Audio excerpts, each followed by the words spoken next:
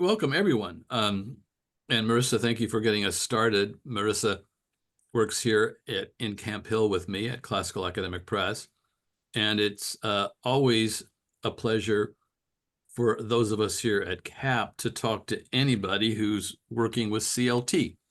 They're only about an hour and 40 minutes or so away in Annapolis. We're in central Pennsylvania, just outside of Harrisburg.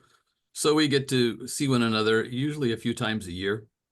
And I think I've seen Soren about 15 or 18 times over the course of the last several years. This year, I think. Yeah. Yeah. We tend to be on the same circuit. And today we want to have a conversation and want to invite you to join in the conversation. And you've seen the title. The title of the conversation is Are Standards, Are Standardized Assessments Reconcilable with the tradition of classical education? So that has been something that's been debated and discussed. And at a number of levels, in a number of people I know and in my family we've had long conversations about this. Should we be using standardized assessments when we're trying to renew an education that is the cultivation of virtue and wisdom and eloquence?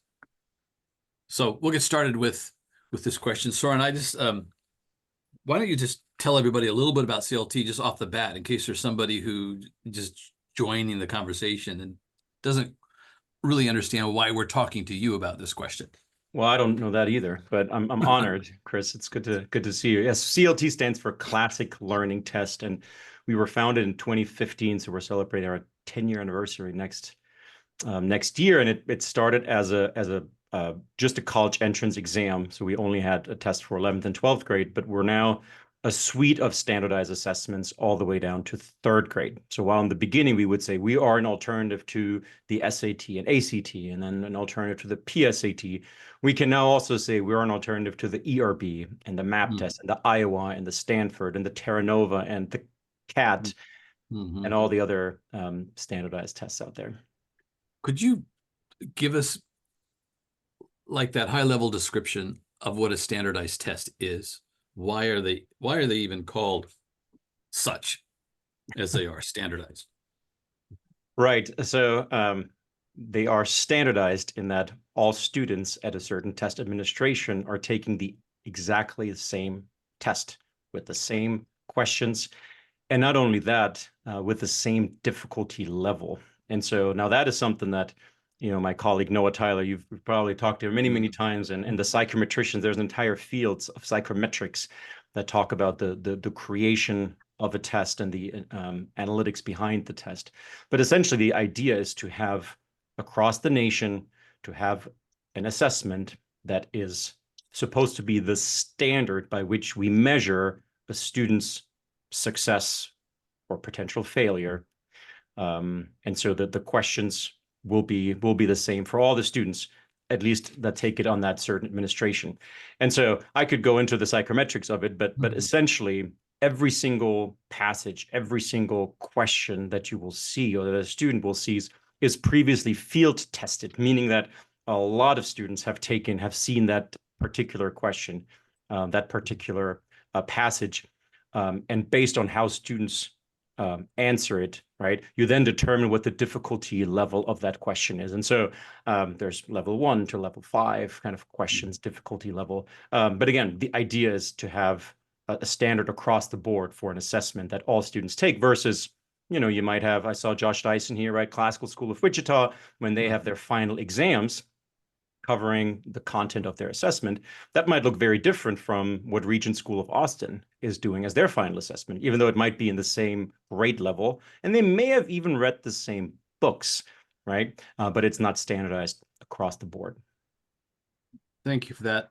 I want to go to the chat box here for a moment. There's about 50 of you on this call, and you've probably all taken a standardized assessment. So would you just, on a scale of 1 to 10, just I know this is not a scientific survey, but on a scale of 1 to 10, think about one of the, maybe like the SAT or a high stakes standardized assessment that you took, and get it in your mind and try to remember it. And then on a scale of 1 to 10, just tell us how you enjoyed the process. And 1 being it was terrible, as bad as it could be, and 10 was There's the 0. and 10 was actually you left that test feeling edified and good. So let's just see some numbers to get a general idea of people's experience. That is quite the range. Yeah. Fun fact, since I grew up in Germany, and then from university, I transferred over to Hillsdale College. I never took a standardized test in my life. And I did okay. You're working for the wrong company, pal. I know. What are you doing? Okay, so thank you everyone for giving us these responses. There's, I think most are like 5 or under, but there's some people who would rank it over 5 that you had a good experience. And now let me just ask you one other question, those of you in the chat room.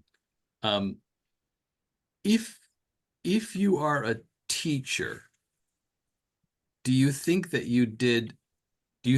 the average teacher did pretty well on standardized tests, above average or not? Kind of yes or no. If you think that your average teacher did well on standardized tests, just tell us yes, and if not, no. Interesting.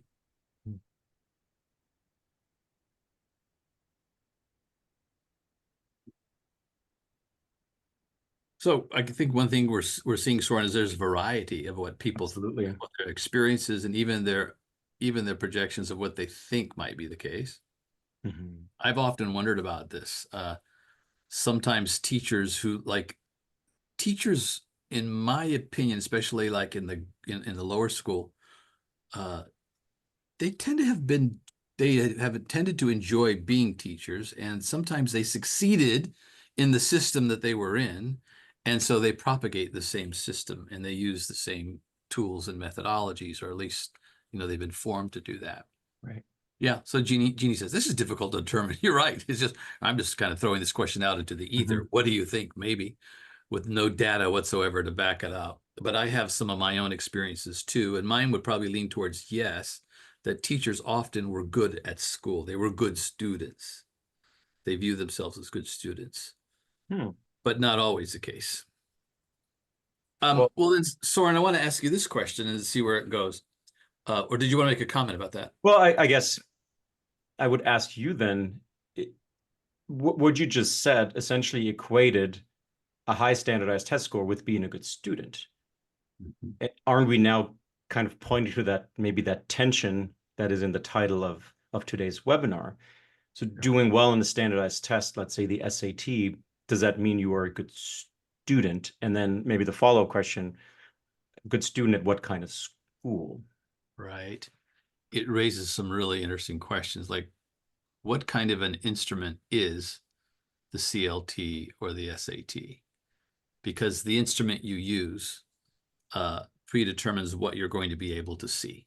Right. So if you give a man a telescope and he wants to look at the books in my library, he's going to be limited as to what he sees. But he'd be limited if I gave him a microscope too. So like, what instrument is it? Could you comment on that? Like when people design standardized tests, they have to rule some things out. You can't assess everything. You're assessing some small slice of reality. Could you talk about that? Yeah, I can, and it's really fascinating history, and we're not going too deep into it, but there's been a lot of change the last 20, 25 years. I mean, initially, for our viewers that know what the SAT stands for, the A stands for aptitude, and so it's a scholastic aptitude test. And so the SAT was found in the 1920s as an aptitude test, which usually means that it's curricular diverse, that it's not tied to a specific set of curriculum or a specific set of standards. And it's more about a student's kind of reasoning abilities, their logical thinking, right? So it's not necessarily have you mastered this skill. And the SAT did that for the longest time. Well, then the ACT came, the American college test, in the 1950s.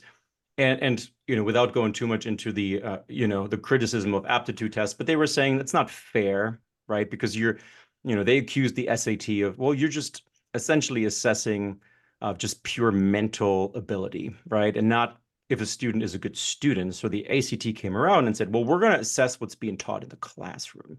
And so we're going to align our assessments and our standards with what's being taught in the classroom. Well, the question that you can then ask is, well, what classroom are we talking about? And to answer your initial question, it's a public school classroom, right? And when you think about, well, where are most students still in, even though the classical movement is growing, thank goodness, but majority of students, when you think about a business and where they would get revenue from, it would be from public schools. And so most of these standardized tests are aligned with whatever is the lay of the land, the standard in public schools.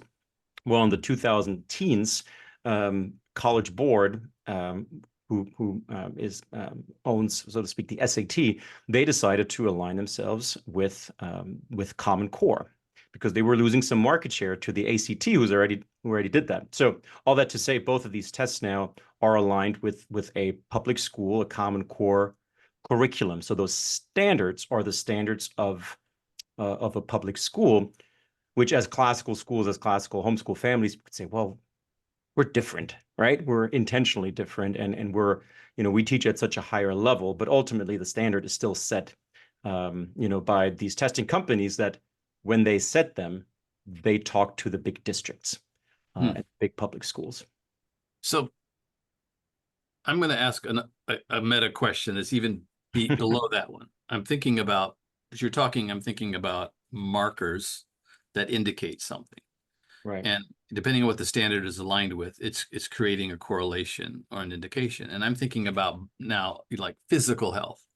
So when you see your doctor, they draw your blood and they read your blood and they say, oh, you have this, you don't have enough vitamin D, and this could mean such and such. And so they make recommendations by looking at I think dozens and dozens of markers. But like one interesting high level marker, and maybe we would call it a standard, is your body mass index, which my doctor tracks it, BMI. And I think it's your weight divided by your height. And you get a number, and they're kind of quantifying it. They're saying, okay, I think obesity is, like 35 and over or something, so you want to get that number lower. So, and then like, if you know that somebody has a really good BMI, the right weight for their height, and you know that if they drink 62 ounces of water a day, and if you know that they are actually exercising, like vigorous walking or running, up to 30, 45 minutes every day, you can predict things about that person. You can predict things about their heart rate, their respiratory system, about their level of stress, about their diet. In fact, like doctors will often say, just exercise, and eat well, do these things.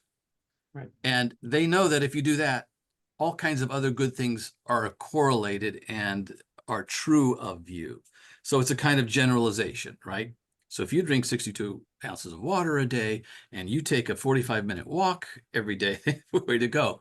And you do not eat sugary foods, and you eat low carbohydrates and lots of vegetables, then we already know that your marriage is probably in better health than average, right? We know other things about you. You do not suffer. You probably don't suffer with any significant depression.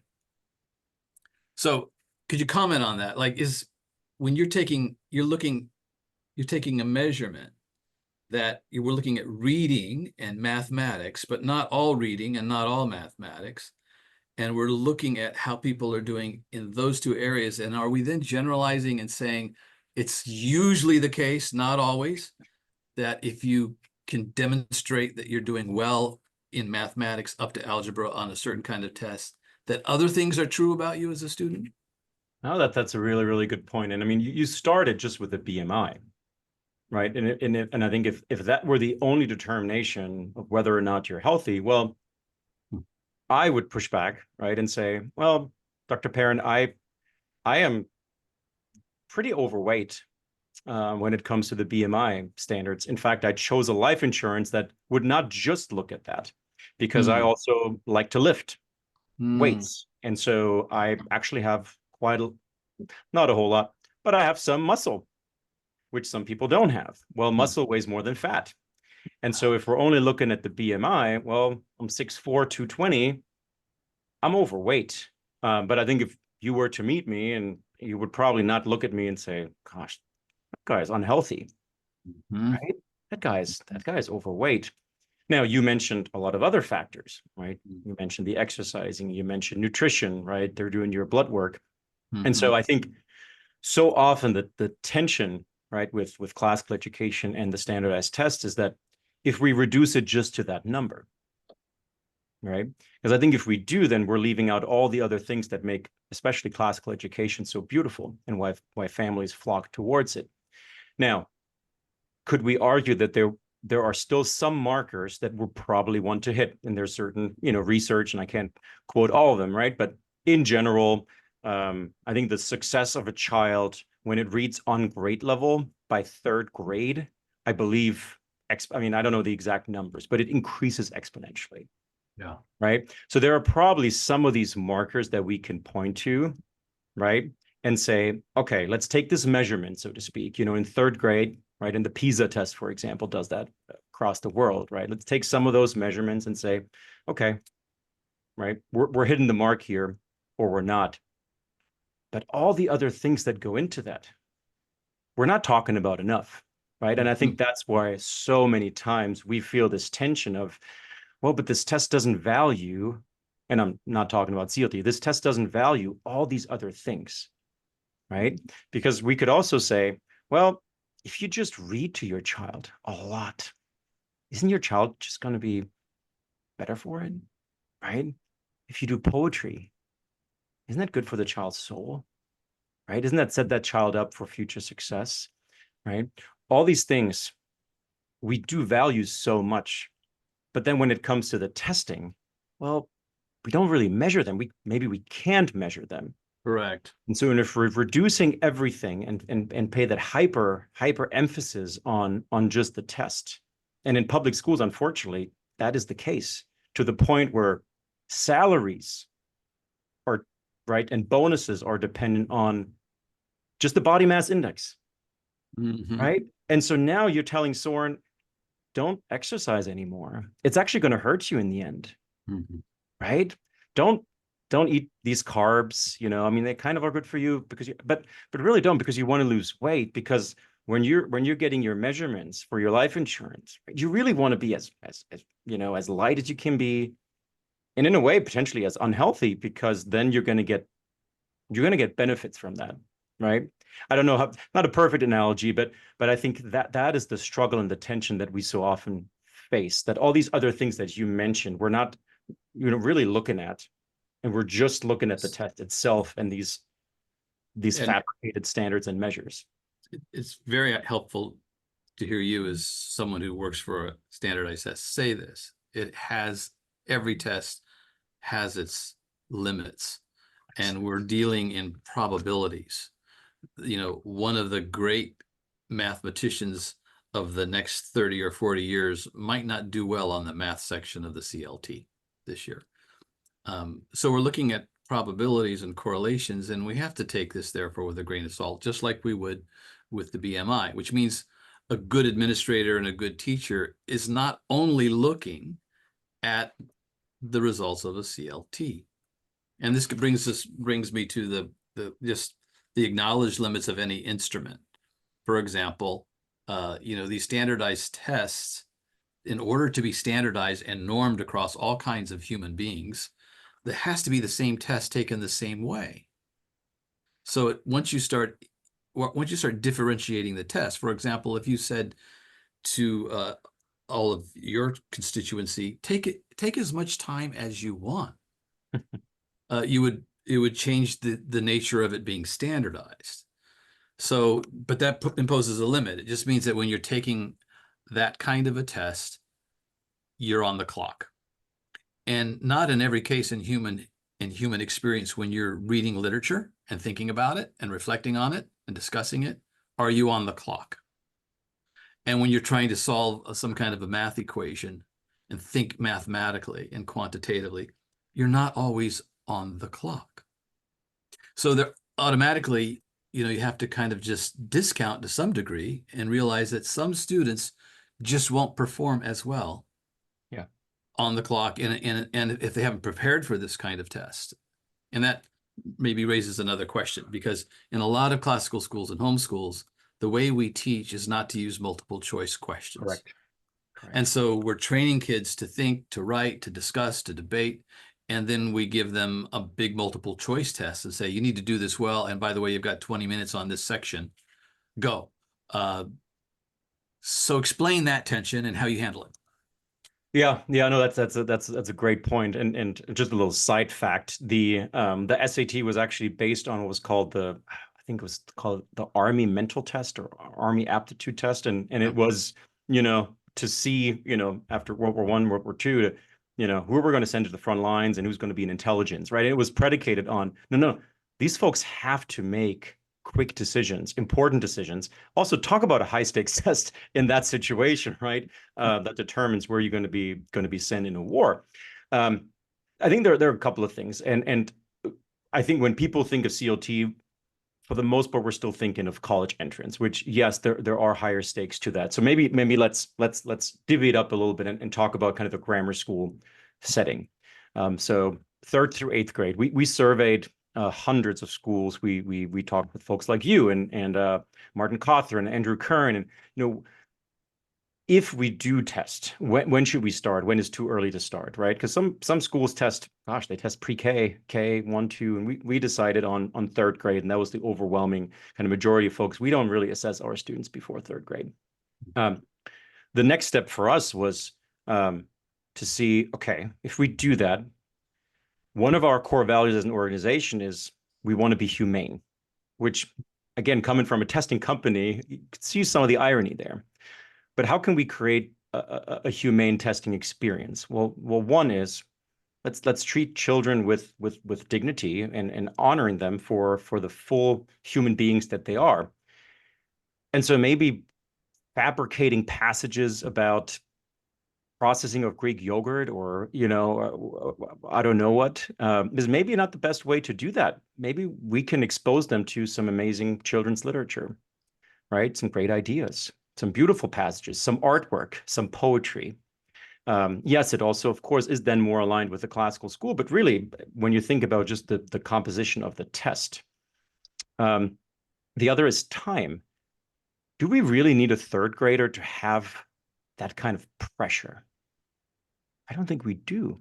Now, of course, later in life, there are going to be some of these pressures, and as part of an education is to prepare students for some of these situations, absolutely.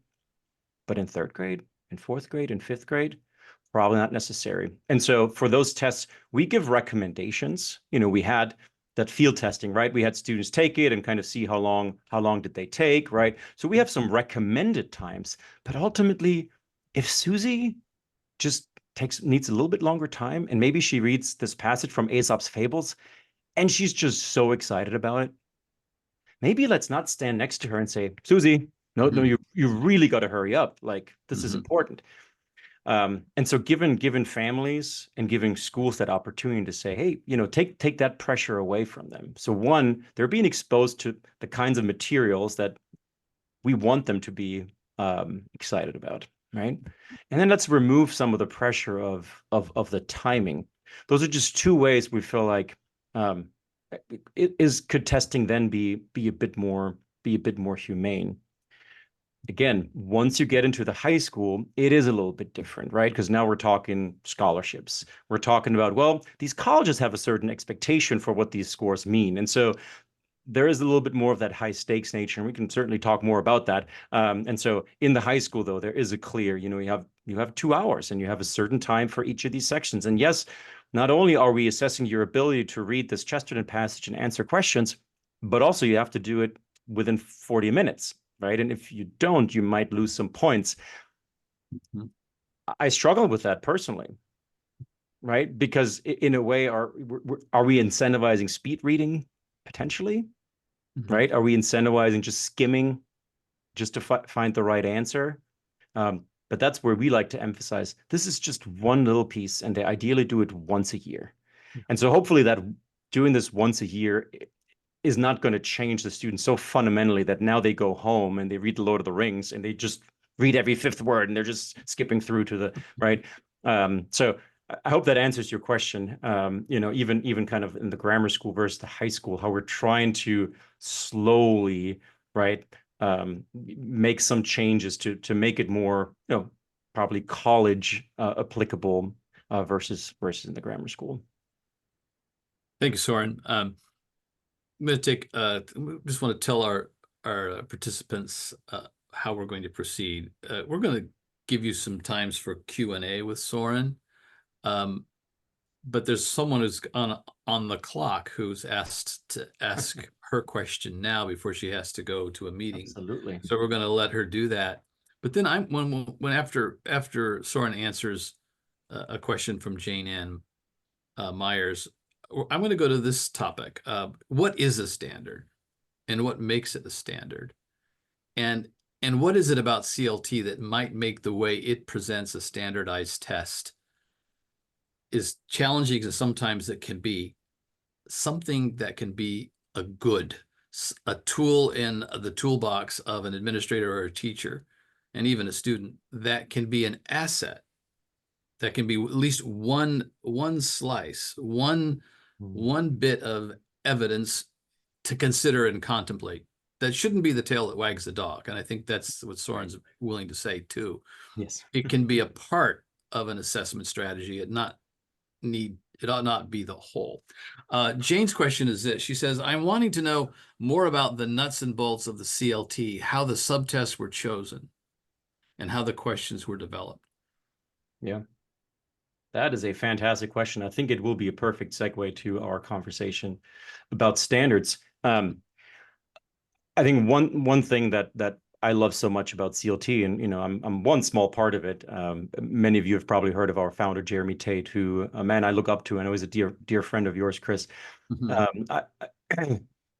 The idea that CLT is the expert in classical education to me is baffling. We're not, right? We know how to write tests. We know how to do the psychometric studies. I think what has made CLT succeed so much was Jeremy's emphasis on we need to ask the right people. We need to get the right people involved in this. And so to Jane Ann's question, when we decided to develop the grammar school tests, of course we could have said, well, we're the experts, we're setting the standard, and so we're going to determine from beginning to end what this test is going to look like, and y'all better get in line, right? Because we're the authority here. And that's not at all how we approached it. We said, okay, and this was a 1.5 year long process. And I'm going to summarize it in a minute, but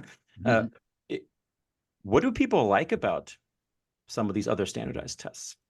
And what don't they like, right? And so we looked at ERB and map testing and Iowa and Terra Nova and all these tests. And as we saw earlier, Chris, some people gave tests a 0, some gave it a 10. Right? So there are some things that folks like about, and maybe it's on the reporting analytics side. Maybe they've found something valuable on how the data is presented. And so we listened first and foremost. Then we looked at, well, what is it that we should assess? Iowa, for example, and Stanford, they also have a science section, history. They're assessing not just reading, writing, arithmetic. They're also assessing content. And the feedback was overwhelmingly, no, our teachers do that. We don't need an outside company to determine how we sequence our curriculum. Because ultimately, right, once you say, well, in 3rd grade, we're going to assess this historical period, in 4th grade, well, now you're beholden to that standardized test. And so we said, absolutely not. So then we came up with a blueprint of the test. Well, let's do reading and writing and arithmetic. Writing in the sense of structure, a tone, right? Not there's no writing passage where the students actually type or handwrite something. But and so again, we got more feedback on what should that look like. And at that point, we realized, well, all the other standardized tests, they're achievement tests, meaning that they assess certain skills. They don't assess aptitude. They only assess achievement. And so a lot of the feedback that we got was, well, is there a way to include some of these things that make classical education so beautiful? And it's not just you can plug and play, right? You can type something in and get the answer, right? But it's also we form our students, we form their hearts, minds, and souls, but also their reasoning abilities, right? The way they approach a passage, the way they can draw connections between things and ideas. And so we decided to add some of those more aptitude-based features in our tests, both on the reading side and on the math side. Right. And so we came up with a blueprint and we sent it out to some folks, some stakeholders. We had stakeholders, hundreds of them, but from classical Christian, classical charter, classical Catholic, homeschool, curriculum providers. Right. And we got their feedback. And then we identified some folks that would love to help us come up with the skills for each individual grade. And so, right, we looked at, okay, what do we like about the other tests, and when they assess it, what do we not like? And so we came up with a blueprint of, hey, by the end of third grade, here are some of the skills that we think would be good to assess, so that teachers, families, right, students, we can kind of get a check mark, right, every year, and then the students can grow, and we can measure that growth as well. And so we came up with the individual skills, right? And so whether that's, related to addition and subtraction, whether that's punctuation, subject verb agreement, right? When is that a skill that we want to assess, right? And so we came up with that content framework. And then the last step, of course, was, well, actually, there's two more. Passage selection. What kind of passages do we want to put in front of students? And that is an interesting question, right? Because we want to feature passages that are rich in content, right? Authors that students might even be familiar with, right? Maybe even texts that schools teach, but we don't want to use the most famous passages of these, right? Because then the students that have read that book might have an advantage, right? And so maybe Charlotte's Web is featured, but maybe it's not the most famous scene, right? And maybe there's something from A Christmas Carol, but maybe not, And so then we gathered all the different passages, and the last step then was to write the questions. And so we actually had help from teachers. We had 10 third grade, fourth grade, fifth grade, sixth grade, seventh grade teachers on both the ELA and the math side that then helped us write these questions, using some of the students as guinea pigs, right? Are they hitting the mark? Are they written well? Are they going beyond just for a student to do process of elimination and guess? Are they digging a little bit deeper? And so it's probably 2.5 minutes instead of one. But that's really the process through which we developed ZLT, which I think I mentioned earlier. It is very, very different from, we're going to the districts. What do you want? What are the Common Core standards? Okay, boom. Let's line the questions up, right? So we can get these big state contracts because we can prove that we align with the Common Core standards. And so now, does that mean that the test is perfect? Absolutely not. Does that mean that some schools, let's say in fifth grade, might find that actually the way we sequence our math, the students might not be familiar with a couple of these concepts? Of course, that could happen, and that's okay. Yeah.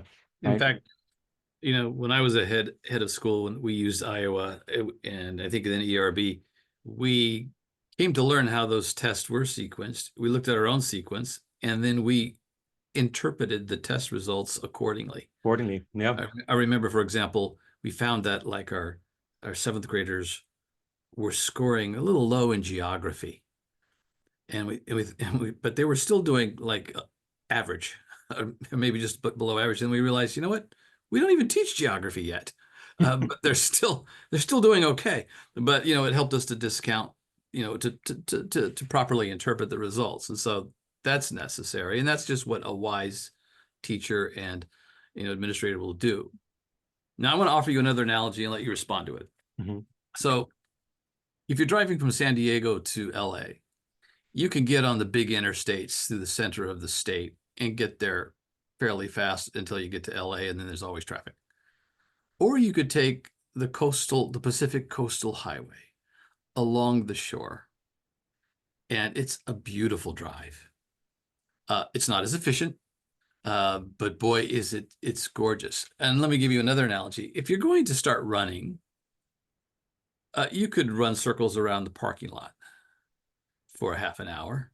Or here in Harrisburg, you could go run along the Susquehanna River. There's a park there, and it's gorgeous. Or you could get into on a treadmill somewhere and in your basement and run while you're looking at the wall. I think that the CLT recognizes that we have to run, we have to do some exercises, that there's some value to standardized tests in this era that we live in, and there's also some liabilities, but there's some value. Why not make the trip enjoyable? Why not make it as engaging and refreshing as possible? And I think you were getting at that with the kind of literature you chose when you compared Chesterton or Dickens to how yogurt is processed as possible questions. Could you comment on the way that, do you like the analogy? And what did you do to make the trip, even if you would rather not have to take the trip, to make it as enjoyable as possible? Yeah, no, those are perfect analogies. Yeah, I think and I alluded to that a little bit, right, with the content, with the passage creation. I think when people ask, well, what makes CLT different? Because ultimately, isn't it a multiple choice test? And absolutely. And I think, and I had that conversation earlier I remember with Rob Jackson. He's like, well, we'd really prefer to have short answer questions, right? Because then we can really see how the students are thinking. And I said, absolutely, I do too. And most classical schools will assess that way, right, with essays and short answer, but you can't really standardize that. It is impossible, right?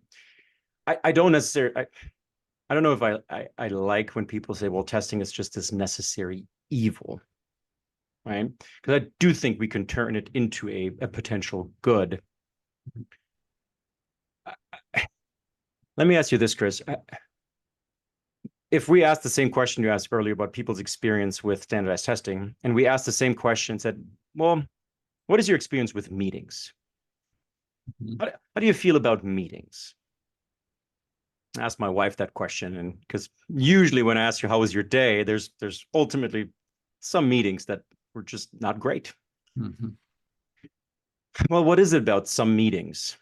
Well, they're usually not run well. Maybe there's not a clear direction or a purpose to the meeting. Maybe you're wondering, why am I in this meeting to begin with? Nothing that's actually being discussed in this meeting really relates to what my role, my job. And then there's not even a follow-up to that meeting. Well, we've all been in good meetings too, though, right? We've been in meetings where there was some preparation for it. That doesn't mean that everything was scripted, but hey, before you come to meeting, just think about these 3 or 4 questions. And then there was someone that led through the meeting, right? And you participated and you felt like, oh, wow, this is gonna help me, in whatever I'm doing, right? Maybe I'm marketing, but this is more an operations meeting, but wow, I can take this with me. And then there's a follow-up, right, to the meeting that is even more enriching. Well, I think most people would probably say, actually, meetings are not that bad. I still probably wouldn't want them every day for 8 hours straight. But is there maybe something about certain meetings that could be good? I think about that sometimes, right? When I'm talking to folks about standardized testing. In an ideal world, would standardized testing not be necessary? Yes, if all men were angels, right? And if you asked our friend Brian Williams, he would probably say, let's get rid of all grades as well. And then there's just some of the practical necessities. Now, if you're a classical Christian school, you do have some options. If you're a charter school, classical charter school, some homeschool families in certain states, they have to test. For them, it's not an option, right? They must. And so that's exactly what you mentioned, Chris, is, well, if it is an undeniable reality that that testing will not go away. And as David Coleman, the CEO of College Board, once said, it is also an undeniable reality that teachers will teach to the test, even though I would challenge him on that. But I think he's getting to something, right? If there is a certain standard that is universally acknowledged at this is where we need to be or need to get to, then I would think that we're all at least looking at it and potentially trying to get there. If that is true, then why not make the experience enjoyable, right? Yeah. If we have to go running, you're absolutely right. Maybe going running along the river, right? Maybe reading some beautiful passages or aligning the test with some of these beautiful classical standards, right? With beautiful literature. Why not do that, right? Why not use shorter time, right? I think ERB, from what we've been told, they usually assess it for like a whole week, right? How about just a day or two, right? Or for the college entrance exam, can we just do it in 2 hours? Mm-hmm. Right? Um, I think Jeremy and the team have done a really, really good job asking those tough questions and saying, how can we put testing in its proper place? Mm-hmm. What is its proper place to begin with? How do we put it in its proper place? And if nothing else, could we make it as enjoyable as possible, even though students would probably disagree. I don't know if they ever will enjoy taking a standardized test. And maybe even, dare I say, useful. Mm-hmm. Yeah, getting feedback is helpful. It's good to know how you're doing. This is why we have coaches and even like personal trainers, if we wanted to go with that analogy. We want somebody who knows better than us to give us a response and help us to know what to do next, to get a sense of where our deficiencies might be and then what to do. And especially the tests that you're designing from third grade and up, do that well. I'm going to offer one more comment and then just open it up for questions. The word standard, it's a Latin word, and you think it means it's from the verb stare, which means to stand up. So if you think about a flag as a standard, it's a rallying point.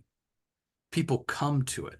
It stands up high. People see it and maybe even aspire to it in some way. The Roman army would have they would march with standards, and you would see that. And if the standard bearer went down, somebody else would pick up the standard, and they would keep going as a way of rallying and motivating the soldiers. So there's a sense in which a standard has a positive etymology and original connotation, something that stands up that we recognize. So if the CLT has done a good job of creating edifying standards and creating a means by which we assess those standards that is edifying, thoughtful, maybe enjoyable, using great literature, et cetera, then you know what? It's a better test. And that's the conclusion that we've come to at CAP, that as a standardized test, it fits so well with what we're trying to do in renewing liberal arts education across the United States. And so it's been adopted and appreciated by so many, and CLT continues to grow. They're developing more assessments. And as Soren has said, they're in regular conversation with the people who are trying to deliver and renew good education in the United States. So I'm thrilled about this alternative being available to us. It is a help, and used wisely. I think Soren's right. It's a good. It's not the good. Yeah. It's not the tail that wags the dog. It's not determinative. It's a slice of life, but it's a legitimate, important one to consider among lots of other slices. So I'll conclude there and just open it up for questions. So feel free to put a question right in the chat box, or in the Q&A box. You see that there, and we'll start talking. And while you're putting your questions in, I'll let Soren respond to the standard as something that people rally to.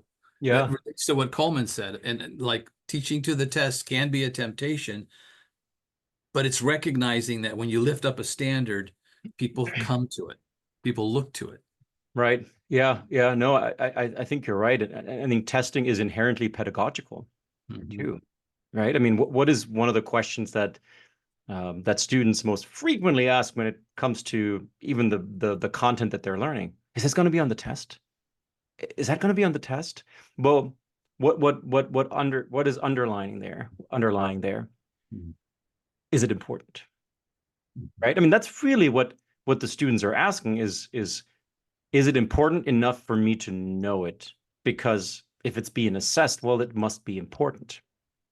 And so I think students, are thinking about that a lot. And even at classical schools, and I do appreciate the great work that the school leaders are doing, de-emphasizing standardized testing. But ultimately, something like the PSAT has been the standard. It has, and we market it, right? If we can say, well, we've had these national merit winners, and right, um, because the students they will study for it, right? They will at least equate, well, if it's on the test, it has to be important enough for me to know it. Yeah. I think the brilliance of Jeremy is to say, well, that's a problem. Mhm. It's a problem, right? And it's getting in the way of a lot of schools and homeschool families fulfilling their mission and their vision of education. Mhm. But I think Jeremy also realized, but some kind of standard is important. And so, Mhm. in fact, we used early days. That was early marketing days of COT, classic learning tests, the new standard. We Mhm. don't really use that anymore because, well, the new standard for what? What do you mean by standard? What new? Oh, Mhm. what is going on? I mean, I think Mhm. I'd love to have that conversation with you, but I think in general we kind of refrain from that, and in some way, I think it also did maybe convey to some folks that again, CLT is setting all these Yeah. standards. I think the Well, way we think about it is, can we defer back to yeah. the You're standard, you're right? reflecting standards in, I think, the liberal tradition of education, liberal arts tradition. Right. Uh, for example, including in your reading test, uh, edifying passages from Charles Dickens or you mentioned Chesterton and Hmm. others. That's reflecting what we're doing in our schools. We're reading that kind of literature, and so it reinforces that work, and the student then recognizes himself and his own studies when he takes that test and sees it as Hmm. something that is fitting.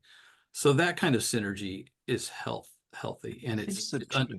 underlying a standard in that way. So there's, I think, a number of ways that something is lifted up that we would follow. Now, we got our first question is from Catherine Johnson. She says, do the students take the CLT at local high schools like the SAT and the ACT? Oh, that is a great question with a little CLT walking down memory lane. Mhm. Um, we used to, yes. And so early days, I think 2016 was the first administration of CLT. I think we had 37 test takers. Um, and it was Saturday only, and students would sign up through the website, and then they would find a testing site, which at that point, I think we had one. And then they would come to that test site. There would be a proctor, just like you would with SAT, ACT, and the student would take the test. We thought about this humane piece a lot, and we thought about having our customer in mind. And in 2018, 19 in particular, we thought about a growing homeschool population.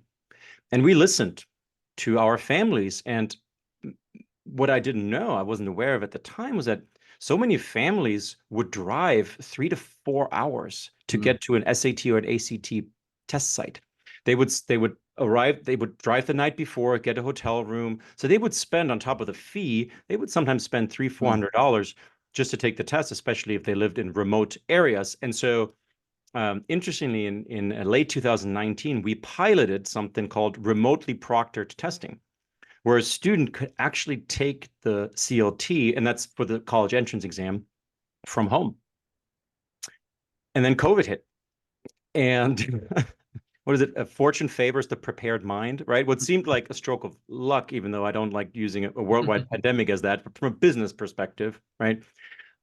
We were prepared for it, and we've toyed around with the technology, and so now students are actually able to take the CLT from home. They have to have a laptop. It has to have a camera. And it's very similar to if anyone has taken the GRE, right? You have to show your room, make sure that mom is not hiding under the desk, and you have to screen share, right? There can't be any noise. Your microphone has to be enabled, all that. But what we are allowing is, especially for homeschool families, for students to take the test in their environment where they don't have to go to a high school. However, schools like Regions of Austin or Classical School of Wichita or Veritas in Richmond, they can administer the CLT, and they are administering the CLT on campus, right? So we also have midweek tests, but your student would have to be part of that school for you to take that test. If they're not, they can take it from the comfort of home now. Yeah, it's a remarkable story that CLT was the first national test giver to offer this technology. And it was a lot of work and expense to develop this technology, a secure test taken at home on your laptop. And now others are emulating what CLT does. Right. So that's amazing. And just so you know, if you're new to CLT, they hired professional professors and researchers, psychometricians, to develop this test. This was not Jeremy and Soren in their basement. This is a team of people, of professionals at great expense over a long period of time developing these tests. These are not rinky-dink at all. And just as one indicator of their own kind of validation, the entire state of Florida studied this test and has made it now an acceptable test, just like the ACT, and the SAT test. And I think it's going to happen in state after state. That's public schools saying this test qualifies for scholarships, it qualifies for college entrance. It is at the highest standard, and we'll see that happening from state to state. Mm-hmm. The next question is from Sheris Cooley, and she says, is there a published list of colleges that accept the CLT for admissions posted somewhere? Yes, there is. It's actually on the website. And if I had my split screens, I would just drop the link here real fast, but I didn't come as prepared. But it is on the website, cltexam.com, cltexam.com. And there's a little bar at the top that says colleges. And when you click on that, you see the full list, state by state, alphabetically, however you like. It is the majority of the CLT partner colleges. The way we define a partner college is an institution that lists us on their website, meaning, they've studied CLT, they've deemed it as a thank you, Marissa, as a valid and reliable assessment, and they accept students that take the CLT and tie scholarships to it. That's how we define a partner college. So we have over 250 now of these partner colleges.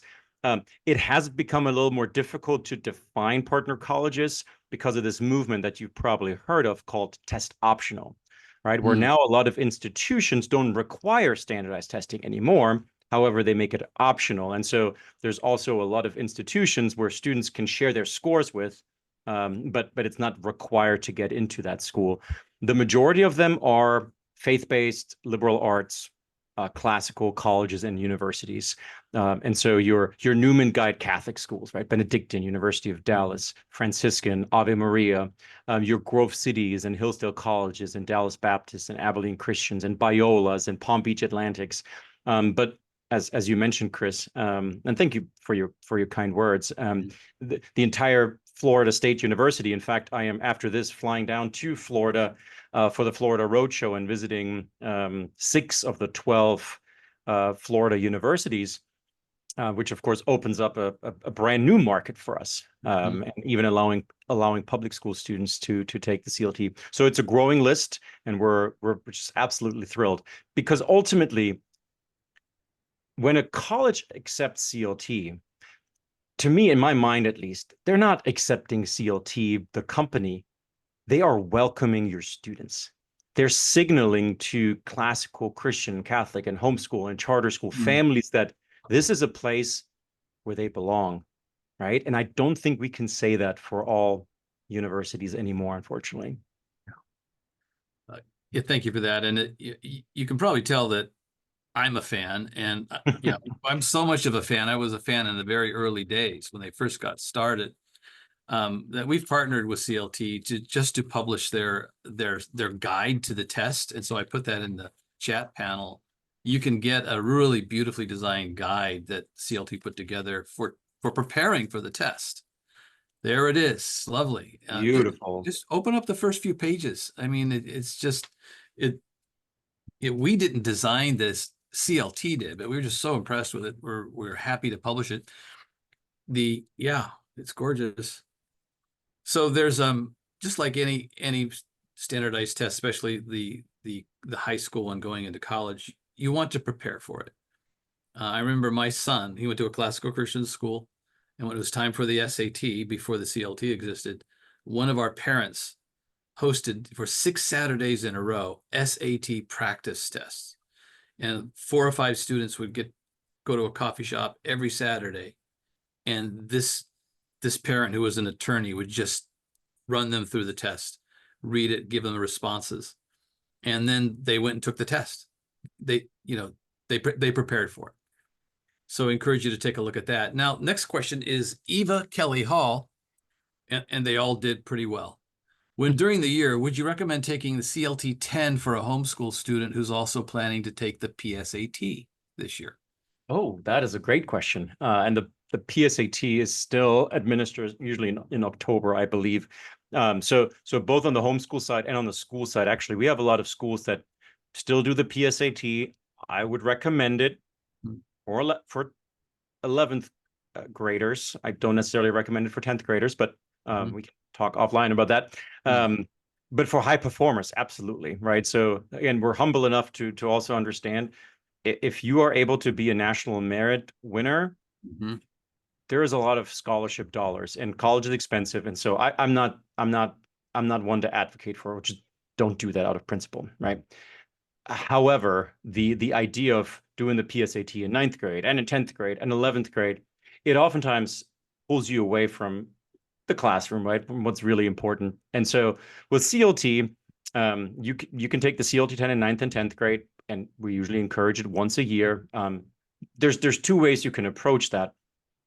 One is as a diagnostic, right? So to be in the fall, we usually have 1 or 2 fall dates. And there's value in at the beginning of the school year, there's no pressure, right? It's not the end of the year, just to kind of see where we are. And then say, ooh, you know what? Here are some of the areas where, Tommy seems to struggle a little bit with. Maybe we can hone in on some of those skills, or maybe we focus a little bit more on analysis this year than maybe last. The other is at the end of the year to kind of see, at the end of 9th grade or at the end of 10th grade, where are we? Some families and schools do it twice. They do it at the beginning and in the end because they want to see kind of within a school year how much has the student grown there. It's really up to the family, and kind of know your child a little bit. I think with a lot of students that put a lot of pressure on them, I do like the idea of a diagnostic, right? Kind of in the beginning, like, hey, there are some things you're not going to be familiar with. That's okay. Just give it your best shot. We'll look at the results. We'll kind of go from there. But we have tests in CLT 10 in September, in November, in February, in April, and in June. So there's plenty of opportunities. Yeah. It's also just good training to get used to this kind of assessment. Right. That relates to a couple more questions, and I think we're heading to the end, folks. I think we'll go about another 5 minutes. Christina asked this question. You can see it in the chat box. She says, my son has studied at classical Christian school since kindergarten. He took the CLT in 7th grade and said it was the best standardized test he'd experienced after years of ERBs. He's a sophomore and will take the PSAT 10 this year. I also want him to take the CLT. Do you suggest he take the CLT each year through his senior year? He's right now interested in Hillsdale and Grove City for college. Thank you. Wow, two of my favorite colleges. Can't go wrong with either of them. Well, thank you for the kind words. It means a lot, and I might copy and paste it and pass it on to our team. Yes, I would recommend it taking the test once a year. For a couple of reasons, right? One is just kind of tracking growth, right? Because we want to see if you're taking the CLT 10 as a 9th grader, there are going to be some areas that the student is going to struggle with, and that's okay. takes again as a 10th grader, there's nothing more beautiful to see than, wow, look how much you've grown, just over this last year, year and a half. Chris, you mentioned just the practice.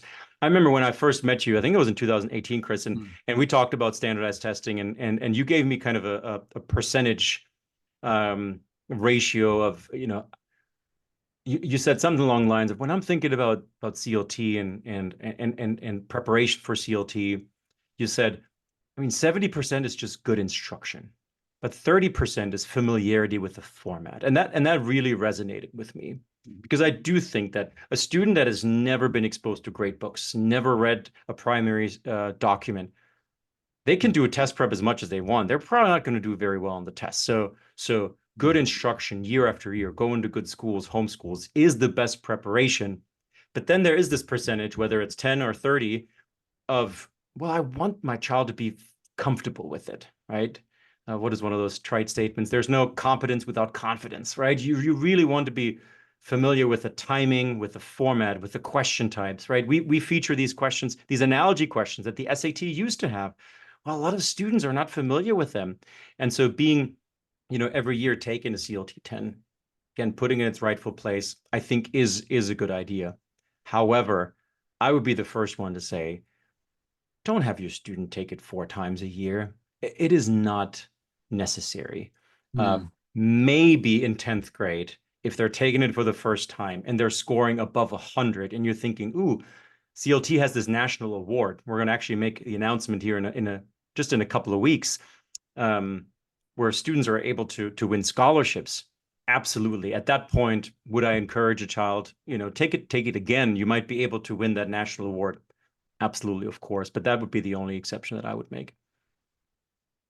Thank you, Soren. It reminded me of a number of discussions we had over the years where I remember Jeremy saying something like, what's the best preparation to prepare for the reading section of the CLT? Read great books Read and great discuss books. them. So that reminds me of another partnership that we embarked on, which is this.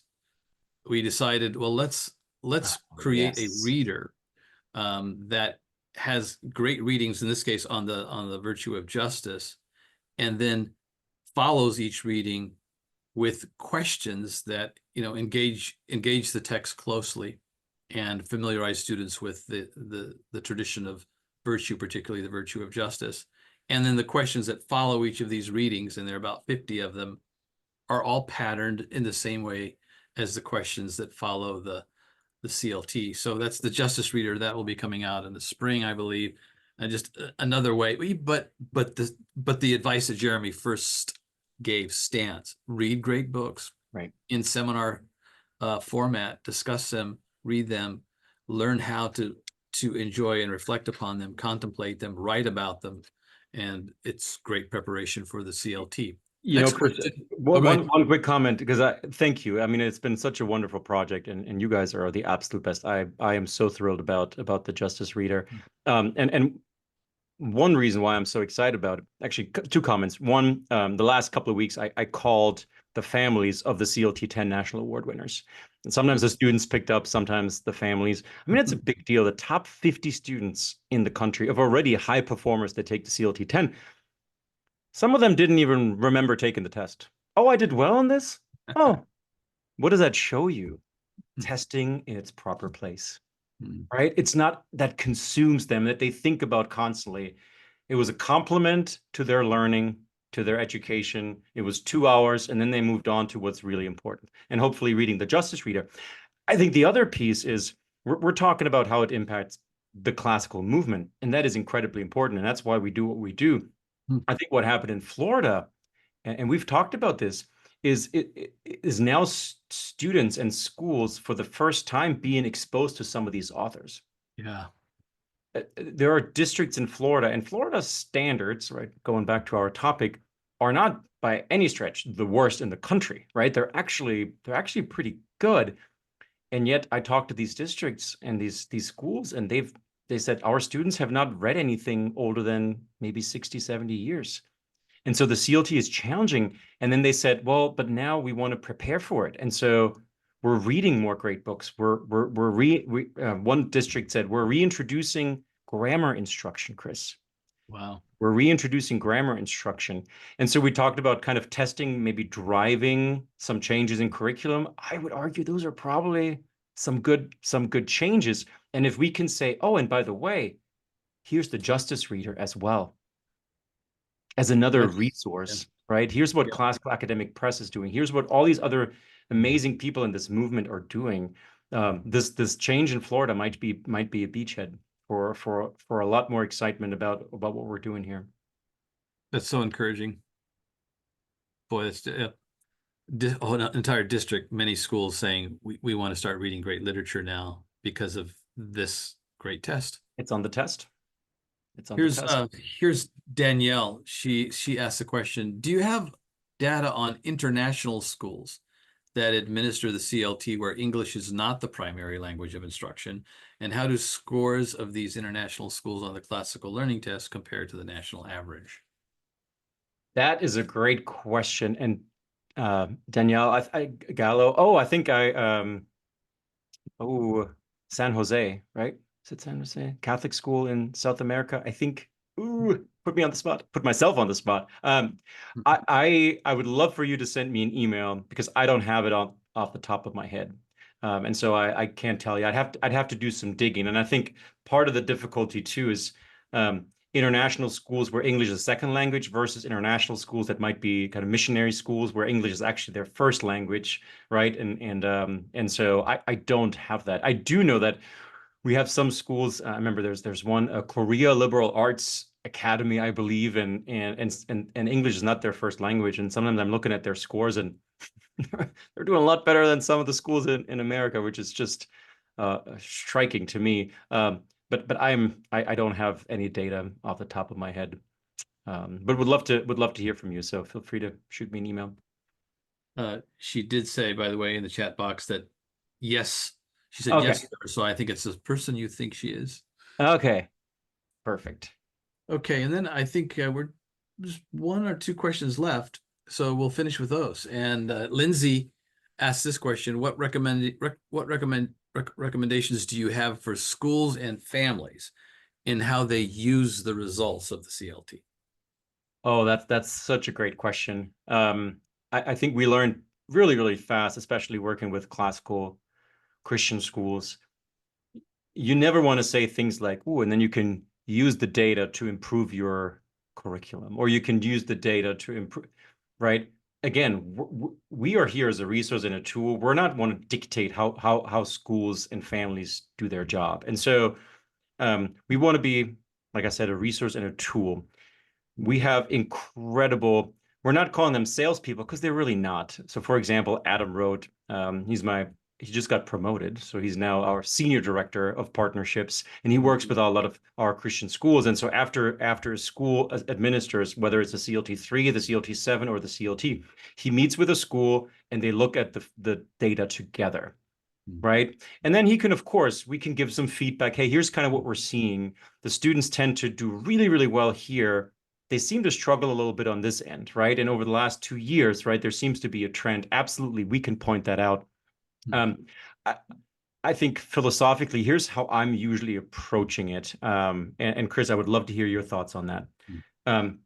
Because we're so transparent with our content framework, the skills that we're assessing, right? What we're assessing, what the test looks like. I think the schools and the families looking at that, right? And then looking at the test. The question that I would ask is, do we want to improve in this area just because it's on the test? Or is what the CLT assessing here, is that something that we actually care about as a school? So let's go back to our analogies, right? The SAT and PSAT, they cut analogies. A lot of schools then did too, right? So my question would be, well, do we as a school care that our scholars understand the relationship between two things? Is that something that we value because we value our students and we want them to be thriving, successful individuals? Well, if the answer is yes, then absolutely, let's look at that. And we seem to struggle with that. Well, what can we do, right? Can we maybe focus on that a little bit in the English classroom, in the history classroom, wherever, right? Not necessarily doing multiple choice, but are there ways we can Mm. supplement, right, the way we teach with some of that. But again, to me, it is not ultimately to do better on the test. The doing better on the test is something that will ensue. The primary purpose Mm. should be because we value this and we care about this for our students. So that's how I would approach looking at the data. Because like you mentioned earlier, Chris, this might be something that the students are not exposed to yet. Does that now mean in ninth grade we want to change everything just so they do well in the CLT 10 in ninth grade? Absolutely not. Just be transparent with your students. There are going to be a few schools that you haven't seen yet, been exposed to, and let's move on. That's completely fine. Mhm.